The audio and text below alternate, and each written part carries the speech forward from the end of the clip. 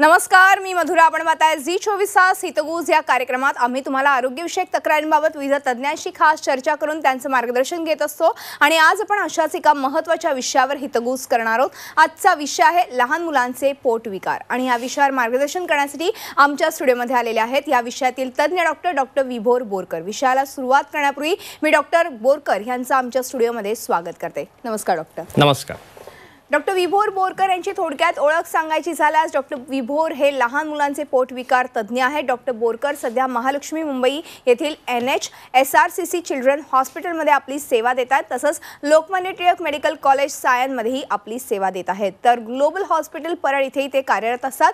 SRCC children's hospital हे मुंबईतील हजी अली परिसरात असून मल्टी स्पेशालिटी हॉस्पिटल आहे. तेव्हा लगेचच आपण लहान मुलांच्या पोटविकारांविषयी अधिक माहिती जाणून घेऊया डॉक्टरांकडूनच.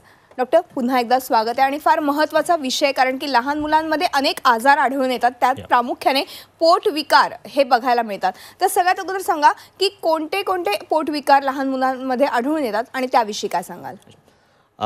जी पचनसंस्था आहे ही अन्ननलिकेपासून तर गुदद्वारपर्यंत ही एक फार मोठी पचनसंस्था आहे.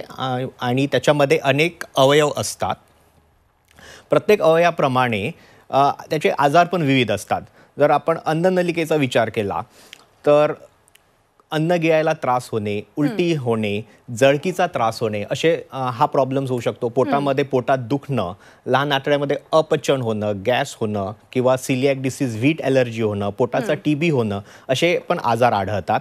कॉन्स्टिपेशन होणं, पोटामध्ये पाणी जमणं, त्याचप्रमाणे लिव्हरवर सूज, सिरोसिस किंवा लिव्हर फेलियर हे पण कारणं, हे पण प्रॉब्लेम्स मुलांमध्ये होतात. तसेच स्वादुपिंडावर सूज येणं, ज्याला पॅनक्रेटायटिस म्हणतो, असे आजार पण मुलांमध्ये आढळून येतात. बरोबर आहे. अर्थात हे मुख्यतः सगळे पोटाचे आजार आपण बघतोय. अर्थातच ह्या अनेकदा असं होतं की मुलं काही कारणास्तव सांगत असतात की माझ्या पोटात दुखतंय, पण हे सारखं दुखणं म्हणजे नेमकं काय होत असतं?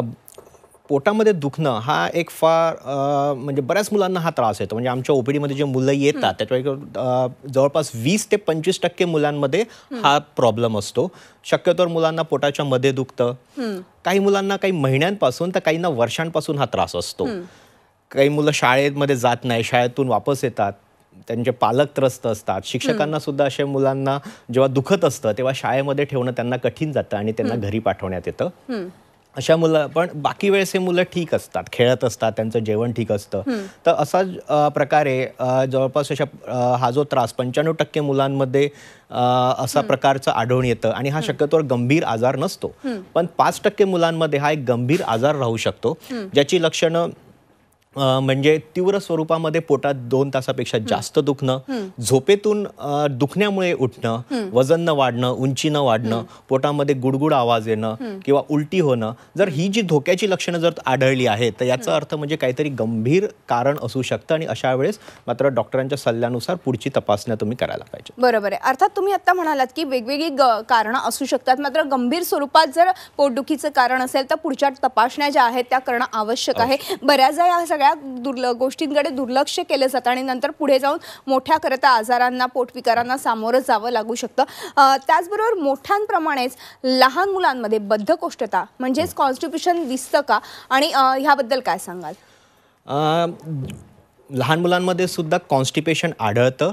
जवळपास 10 ते 15% मुलांमध्ये कॉन्स्टिपेशन आढळतं. याची लक्षणं म्हणजे जी शी असते ती कडक होणं. ती एकतर जशी बकरीची शी असते त्यानुसार ती गोळ्यांसारखी येऊ शकते किंवा मोठ्या आकाराची त्याच्यावर तडे असू शकतात. किंवा बरेचदा मुलं उभं राहून लॅट्रिन करतात, त्यांचा चेहरा लाल बुंद होऊन जातो, पोटामध्ये कळ मारते. हे असे लक्षण असेल तेव्हा त्या मुलाला कॉन्स्टिपेशन आहे अशी शक्यता वाढते. बरं. जेव्हा कॉन्स्टिपेशन असतं, जसं मोठ्या मुलांमध्ये हा आजार असतो, लहान मुलांमध्ये शक्यतोवर कॉन्स्टिपेशन ही मात्र एक सवय, म्हणजे वाईट सवय असते. म्हणजे नॉर्मल प्रकारे लॅट्रिन करणं ही सवय न लागणं, बऱ्याचदा कंटाळा करतात. त्यांना काही खेळामध्ये बघ नसतात, त्यांना वाटतं नाही काय शी काय करायची, आपण नंतर करूया. आणि अशा प्रकारे कॉन्स्टिपेशन लहान मुलांमध्ये होतं. याची कारणं म्हणजे बरेचदा रेषेदार पदार्थ कमी खाणं, दुधाचं प्रमाण खूप जास्त असणं. बरेचसे मुलं 500 ml ते 1 लिटर पर्यंत दूध पितात. बरेचदा मुलं पाणी पित नाही आणि 2 वर्षानंतर मुलांना बसून लॅट्रिन करण्याची सवय न लावणं, ज्याला टॉयलेट ट्रेनिंग असं म्हणतात, हे जर नाही झालं त्या मुलांना कॉन्स्टिपेशन होण्याचा जास्त संभव असतं. पण 5% मुलांमध्ये मात्र कॉन्स्टिपेशनची कारणं गंभीर पण असू शकतात. साधारणतः त्यामुळे थायरॉइडची कमतरता, त्याला हायपोथायरॉइडिझम म्हणतात, कधी कधी लेड पॉयझनिंग होऊ शकतं. काही मुलांना मोठ्या आतडीचा प्रॉब्लेम होऊ शकतो, त्याला हर्षस्प्रंग डिसीज म्हणतात. तसंच काहींना मणक्याचा पण प्रॉब्लेम असू शकतो. तर हे कारणांकडे पण डॉक्टर्स बघतात. बरोबर आहे. अर्थात म्हणजे ह्या सगळ्या कारणांचा विचार करून त्याच्यानंतर खरं तर उपचार केले जातात. अरे आता आजकाल ऐकायला मिळते एकतर सिलिलॅक डिसीज, म्हणजे नेमकं काय, म्हणजे वीट ॲलर्जी म्हटलं जातं, हे कितपत म्हणजे काय आहे आणि ह्यावरती काय उपचार आहेत? सिलिॲक डिसीज म्हणजे वीट ॲलर्जी ही हा आजार आजकाल आपल्याकडे आढळून येतो. या आजारामध्ये गहू पचवण्याची क्षमता शरीरामध्ये म्हणजे छोट्या आतडीमध्ये कमी असते. एवढंच नव्हे तर गहू हा शरीराला हानिकारक सुद्धा ठरतो. याला सिलिॲक डिसीज म्हणतात. याची लक्षणं म्हणजे पातळ संडास होणं, पोट फुगणं, वजन आणि उंचीची वाढ न होणं आणि रक्ताची कमतरता, ज्याला अनिमिया असं म्हणतो. रक्ताचे म्हणजे रक्त वाढवण्याचे औषध दिल्यावरही अनिमिया राहणं, हे याचे लक्षणं आहेत. ही लक्षणे एकत्रित राहू शकतात किंवा एखाद्या वेळी फक्त एकच लक्षण राहू शकतं. याचं निदान करताना एक रक्ताची चाचणी केली जाते. ती पॉझिटिव्ह असेल तर ती कन्फर्मेशन नसतं. कन्फर्मेशन करायला एंडोस्कोपी करावं लागते आणि एंडोस्कोपीच्या मार्फत छोट्या आतड्याची बायोप्सी हे खूप महत्त्वाचं आहे. कन्फर्मेशन हे बायोप्सीवरच असतं. आणि एकदा जर या रोगाचं कन्फर्मेशन झालं तर याचा जो उपचार असतो तो फार सिंपल आहे. वीटची ॲलर्जी आहे तर वीट म्हणजे गहू सर्व प्रकारे खाण्यातून त्याला काढावं लागतं. म्हणजे हे पथ्य, याला कोणतंही औषध हे आजार नाही आहे. आणि लॉंग टर्म प्रोग्नोसिस याचं चांगलं आहे जर याचा उपचार व्यवस्थित झाला तर. पण मग वीटची ॲलर्जी आहे हे नेमकं कशा पद्धतीने आपण ओळखू शकतो? एक तर आहे की जे रक्ताची चाचणीमध्ये एक पॉझिटिव्ह येते, जसं मी जस्ट आता म्हटलं, आणि बायोप्सीवर लहान आतड्यामध्ये जसं म्हटलं की ह्याच्यामध्ये शरीराला इजा होते तर लहान आतड्याला सुद्धा इजा होते. तर आम्ही मायक्रोस्कोप खाली ह्या इजा झालेल्या आतड्याची जी लायनिंग असते आतली ती बघितली जाते आणि त्याच्यावरती कन्फर्म केलं जातं की हो, गहू खाल्ल्यामुळे लहान आतडीला प्रॉब्लेम होतोय आणि मग आता गहू थांबवावं लागेल. तर हे त्याचं कन्फर्मेशन आहे डायग्नोसिसचं. पण मग त्यांना आयुष्यभर आता गहूचं प्रमाण किंवा गहू न खाणं हाच एकमेव उपचार आहे सध्यापर्यंत? हो, हाच उपचार आहे. सायन्सची बरीच डेव्हलपमेंट होत आहे. भविष्यामध्ये होऊ शकतं एखादं असं मेडिसिन येईल किंवा गव्हामध्ये तसे चेंजेस केले जातील, जेनेटिकली मॉडिफाईड व्हीट येऊ शकतो. अशा वेळेस मात्र याच्यावर उपचार निघू शकतो. पण सद्यस्थितीमध्ये मात्र तसा काही उपचार अवेलेबल नाही आहे. काही वर्षांमध्ये तसे जसं तुम्ही ऑप्शन सांगितलं तसे येऊ शकते. बरोबर आहे. अर्थात म्हणजे वीटची ॲलर्जी ही असू शकते काही मुलांमध्ये. म्हणजे याच्याकडे पण पालकांनी खरं तर दुर्लक्ष करून चालणार नाहीये. पण याची काही लक्षणं आढळून येतात का? मग ती लक्षणं म्हणजे पातळ संडास होणं, म्हणजे वारंवार पातळ संडास होणं. काही मुलं असतात 4-5दा पातळ संडास करतात. काही मुलं रात्री झोपेतून उठून पण लॅट्रिनला जातात. बरं. रक्त न वाढणं, अनिमिया असणं. बऱ्याच मुलांचं हिमोग्लोबिन 8 आणि 9 असतं. रक्त वाढण्याचे ते औषधं देतात तरी वाढत नाही. म्हणजे त्याला आपण म्हणतो की आयर्न डेफिशियन्सी अनिमिया किंवा रिफ्रॅक्टरी अनिमिया. यावरून या आजार असण्याची शक्यता डॉक्टरांना येते आणि मग ब्लड टेस्ट करतात आणि कन्फर्मेशनसाठी स्पेशलिस्ट करतात. पण मग ह्यांची वजन वाढतच नाहीत असंही होतं? हो, वजन पण कमी वाढतं. पण जेव्हा आपण हे वीट यांच्या जेवणातून काढतो त्याच्यानंतर म्हटलं यांच्यामध्ये झपाट्याने बदल दिसतो. त्यांच्यामध्ये ते मुलाची वजन वाढतं, त्यांची अनिमिया बेटर होतो, त्यांची हालचाल वाढतात, एनर्जी लेवल वाढून जाते आणि लगेच काही पण पालकांमध्ये 3 किंवा 4 आठवड्यामध्ये याच्यामध्ये आमूलाग्र बदल दिसतो. पण मग जेव्हा आपण गहूच पूर्णपणे आपल्या अन्नातून वर्ज्य करत आहोत त्या मुलाच्या, तर मग त्याला ऑप्शन दुसरा काय? याच्यामध्ये गहू सोडून सर्व ते घेऊ शकतात. म्हणजे ज्वारी, बाजरी, मका, तांदूळ, सर्व प्रकारच्या डाळी, सर्व भाजीपाला, या सर्व गोष्टी ते घेऊ शकतात. त्याच्यासाठी डायटिशियनचा रोल फार इम्पॉर्टंट असतं. आहार तज्ज्ञांचा सल्ला घ्यावा लागतो. ते डाएट चार्ट देतात.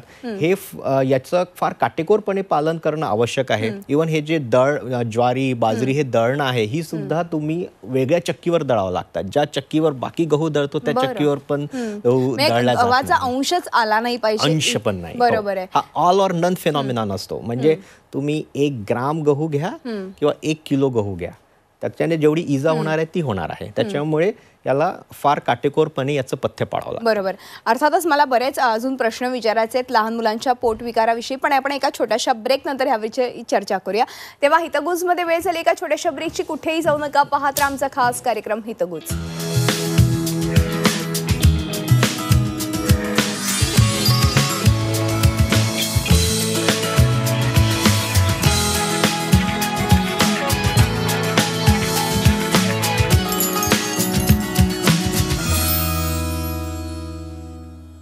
ब्रेकनंतर हितगुजमध्ये आपलं पुन्हा एकदा स्वागत. आणि आज आपण लहान मुलांचे पोट विकार ह्याविषयी चर्चा करतोय. माझ्या सोबत आहे डॉक्टर बोरकर. आपण पुन्हा एकदा चर्चेकडे वळणार आहोत. आणि डॉक्टर बोरकर हे HRSRCC हॉस्पिटलमध्ये आपली सेवा देत आहेत. तेव्हा लगेचच आपण चर्चेला सुरुवात करूया.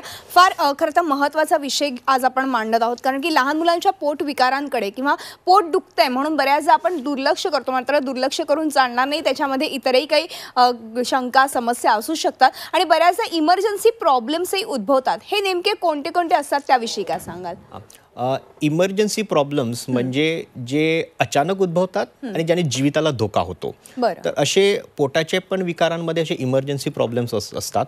सर्वात जास्त आढळणारे प्रॉब्लेम्स म्हणजे इंटरसेप्शन, म्हणजे म्हणजे आतड्यावर आतडं चढणं. दुसरं आहे माल रोटेशन, म्हणजे आतडी फिरणे.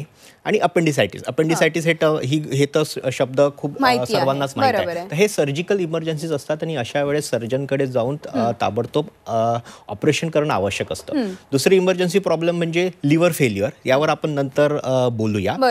आणि अजून बाकी इमर्जन्सीज असतात म्हणजे रक्ताची उलटी होणं, मोठ्या प्रमाणामध्ये संडासा वाटे रक्त जाणं, किंवा बरेचदा लहान मुलांना सवय असते जे पण दिसलं ते तोंडात टाकायचं. तर कोणतेही अनुकुचीदार ऑब्जेक्ट्स म्हणजे ब्लेड, खिळा, कधी बटन, बॅटरी जी याच्यामध्ये वापरतात, घड्याळीमध्ये वापरतात, अशी कोणतीही गोष्ट मुलं हे खाऊ शकतात आणि ह्या गोष्टी अन्न नलिकेला इजा करून त्याच्यामध्ये छिद्र पडू शकतात. तर ही पण इमर्जन्सी आहेत. बरेचदा मुलं ऍसिड किंवा टॉयलेट क्लीनर आहेत हे सुद्धा पितात आणि त्याच्यामुळे त्यांचं जी अन्न नलिका आहे ती जळू शकते. तर ही पण इमर्जन्सी आहेत. अशामध्ये एंडोस्कोपी करावी लागते. एंडोस्कोपी मार्फत समजा जर ब्लिडिंग होत असेल आणि एखादी नस फाटली असेल तर त्या नसेवर रबरचा बँड टाकतात किंवा एखादं इंजेक्शनने औषध देतात. जर एखादी वस्तू असेल, फॉरेन बॉडी ज्याला म्हणतो, खिळा, टाचणी, ब्लेड, याला काढण्यात येतं. जर अन्ननलिका जळली असेल औषधामुळे तर एक फिडिंग ट्यूब टाकून जोपर्यंत ती जखम भरत नाही तोपर्यंत अन्न देण्याचं प्रावधान केलं जातं. तर एंडोस्कोपी शक्यतोवर पालक एंडोस्कोपीच्या नावाने घाबरतात. एवढ्या लहान मुलांची एंडोस्कोपी कशी करायची? तर एंडोस्कोपी आता एक स्टँडर्ड ऑफ केअर आहे. एका दिवसाच्या मुलापासून, ज्याचं वजन 1.5 किलो असू शकतं, तेव्हापासून तर 18 वर्षांच्या मुलापर्यंत एंडोस्कोपी ही सेफली केल्या जाऊ शकते आणि याची सुविधा आपल्याकडे आहे. बरं.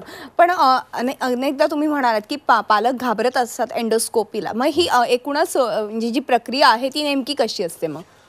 एंडोस्कोपीमध्ये आता तुम्ही जर बघाल की लहान मुलांना समजा मी डॉक्टरांकडे नेलं आणि डॉक्टर त्याच्या पोटाला पण हात लावायला गेलं तर मुलं घाबरतात, रडतात. तर जास्त करून लहान मुलांमध्ये जो प्रॉब्लेम असतो तो घाबरण्याचा असतो, भीतीचा असतो. त्याच्यामुळे लहान मुलांना जी एंडोस्कोपी करतात ती बेशुद्ध करून करतात. आणि एक एंडोस्कोपी म्हणजे एक नळी असते जी पेनाच्या एवढी जाडी राहील. त्याच्यावर समोर एक कॅमेरा आणि लाईट असतं. त्याच्यावर त्या तोंडामार्फत ते जातं. तोंडामार्फत अन्ननलिका, पोट आणि छोट्या आतडीचा सुरुवातीचा भाग इथपर्यंत बघण्यात येतं. आणि शक्यतो मुलं झोपतात. 10-15 मिनिटाची प्रोसिजर असते. त्याच्यामध्ये मुलं फाईट करत नाहीत आणि त्यांना 10-15 मिनिटात काय झालं हे नंतर आठवत पण नाही. त्याच्यामुळे त्यांचा भीती पण राहत नाही. त्याच्यानंतर हे डिस्चार्ज होऊन जातं. बऱ्याचशा ज्या प्रोसिजर असतात त्या डे केअर किंवा ओपीडी बेसिसवर असतात. पण मग एंडोस्कोपी केल्यानंतर आपल्याला ही इमर्जन्सी खरं तर समस्या आहे की नाही हे समजू शकतं आणि त्यानंतर आपण लगेच उपचार करणं आवश्यक असतं का मग? समजा जसं मी तुम्हाला सांगितलं की कधी रक्ताची उलटी होते, तर रक्ताची उलटी जर झाली आहे तर त्याचं काही रक्त येण्यासाठी काही सोर्स असेल. म्हणजे शक्यतोवर काय होतं की लिव्हरच्या आजारामध्ये एखादी नस जी अन्ननलिकेची आणि पोटाचं जिथे जॉईंट असतो तिथे एखादी नस असते ती फुलते आणि तिच्यामध्ये प्रेशर वाढलं की ती फुटते. तर मग असं कारण आपल्याला एंडोस्कोपीमध्ये आत जाऊन ते दिसतं आणि मग त्याला पॅकिंग केलं जातं. ते पॅकिंग त्या बँडने किंवा एखादं इंजेक्शन टाकून केलं जातं. बरोबर, म्हणजे अशा पद्धतीने ह्या सगळ्या प्रोसिजर असतात आणि जर इमर्जन्सी असेल तर ताबडतोब उपचार करणं तितकंच आवश्यक असतं, नाहीतर जीविताला धोकाही पोहोचू शकतो. अर्थातच डॉक्टर, वजन न वाढणं ही अनेक मुलांमध्ये समस्या आढळून येते, किंवा लहान मुलांमध्ये ही काय कारणं असू शकतात हे पालक ओळखू शकत नाही, तर अशा वेळेस काय मार्गदर्शन कराल? लहान मुलं झपाट्याने वाढतात, एकदा मोठी झाली की त्यांचा वाढीचा वेग कमी होतो. वाढीचा वेग, त्याला ग्रोथ वेलॉसिटी, ती मोठ्या मुलांची कमी होते. त्याच्यामुळे सर्वच पालकांना असं वाटतं की लहानपणी हा फार पटापट वाढत होता, आता याचं वाढणं थोडंसं कमी झालेलं आहे. त्याच्यासाठी हे कन्फ्युजन टाळण्यासाठी ग्रोथ चार्ट्स सर्व डॉक्टरांकडे उपलब्ध असतात.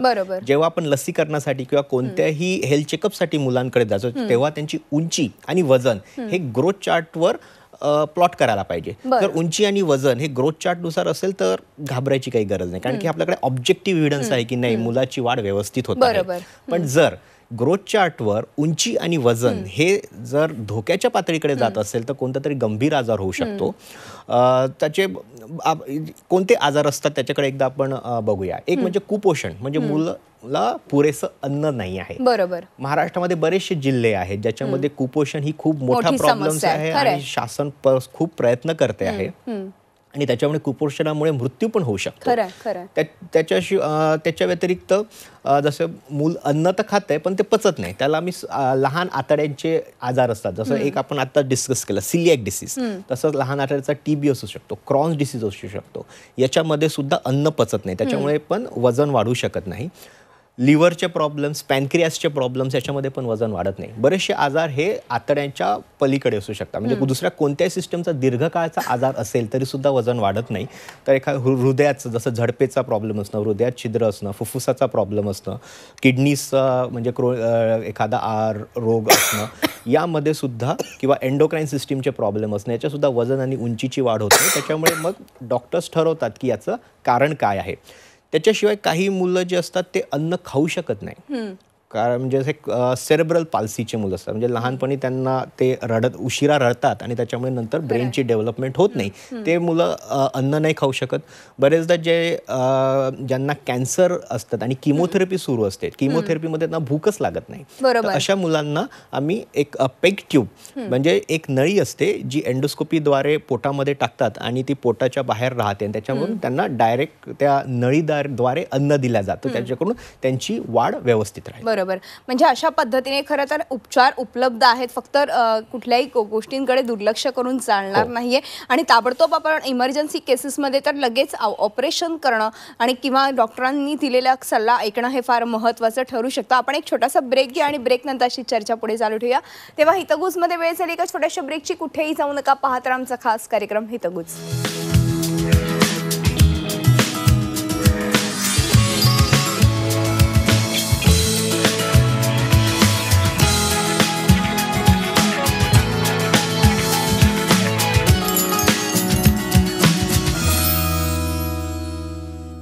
ब्रेकनंतर हितगुजमध्ये आपलं पुन्हा एकदा स्वागत. आणि आज आपण लहान मुलांचे पोट विकार ह्याविषयी चर्चा करतोय. माझ्यासोबत आहे डॉक्टर बोरकर, ते HRSRCC हॉस्पिटलमध्ये आपली सेवा देतात. आपण पुन्हा एकदा चर्चेकडे वळूया. डॉक्टर, ब्रेकवर जाण्यापूर्वी आपण खूप काही गोष्टींवरती चर्चा केली, मात्र जेव्हा नवजात बाळांना लिव्हरचा आजार असतो का असे प्रश्न तुम्हाला अनेक पेशंट विचारत असतील, तर आणि तेव्हाच जर समजला तर आपण त्याच्यावरती उपचार करू शकतो का, त्याविषयी काय सांगाल? सर्वात जे साधारणपणे जे आढळतं नवजात बाळांमध्ये कावीळ होतं, सर्वांनी ऐकले. ही जी कावीळ आहे त्याला इनडायरेक्ट जॉन्डिस म्हणतात. ते 20% बाळांमध्ये आढळतं, पण त्याच्या व्यतिरिक्त 2% बाळांमध्ये एक डायरेक्ट हायपरबिलिरुबिनिया म्हणजे डायरेक्ट जॉन्डिस असं म्हणतात. हा म्हणजे ही कावीळ जी आहे ती लिव्हरच्या आजारामुळे होते. बरं.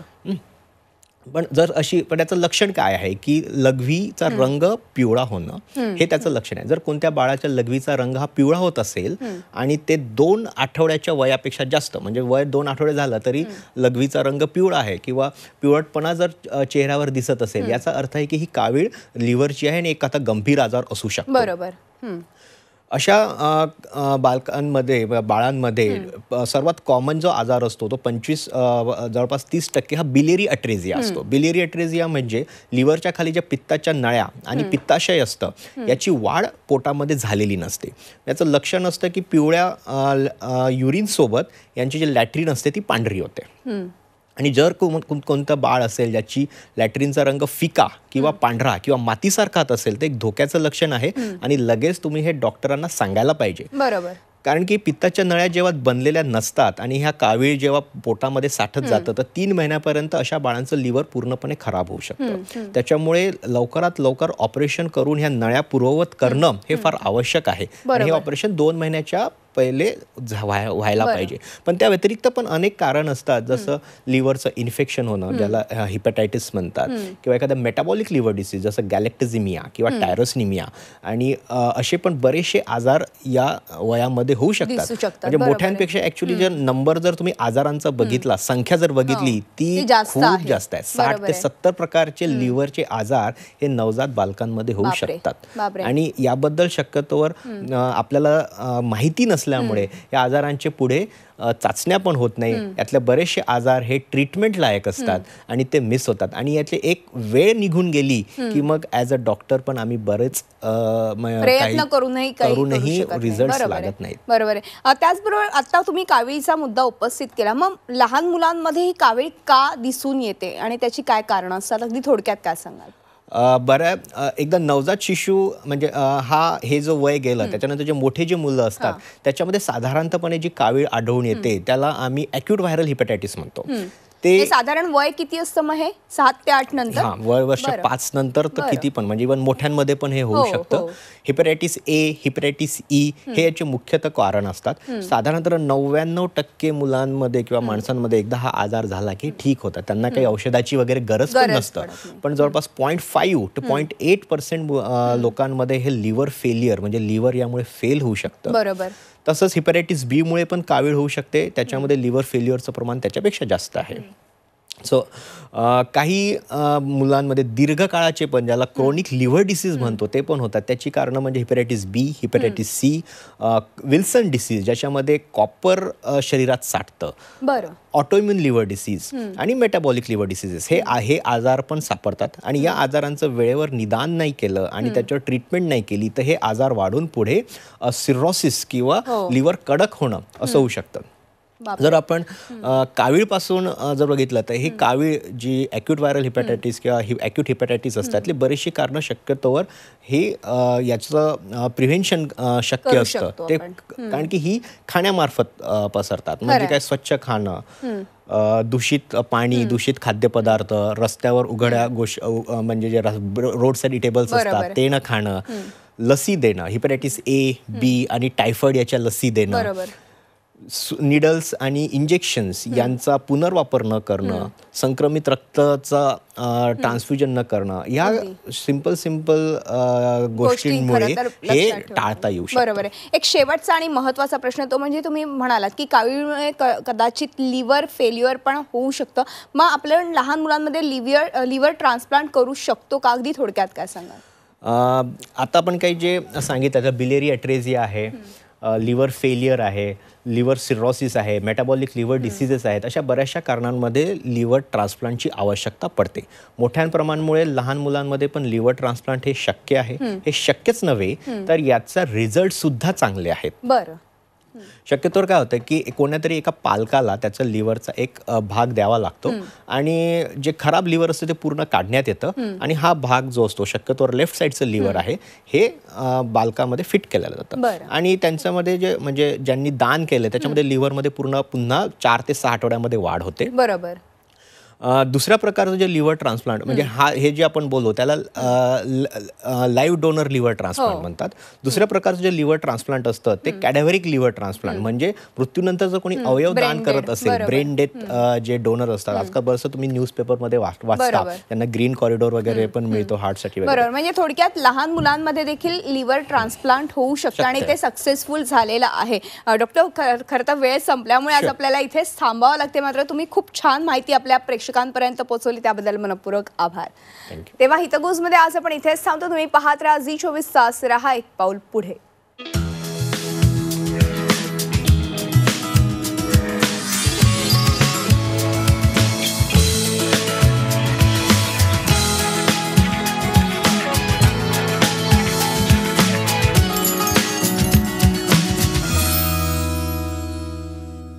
झी24 तास, रहा एक पाऊल पुढे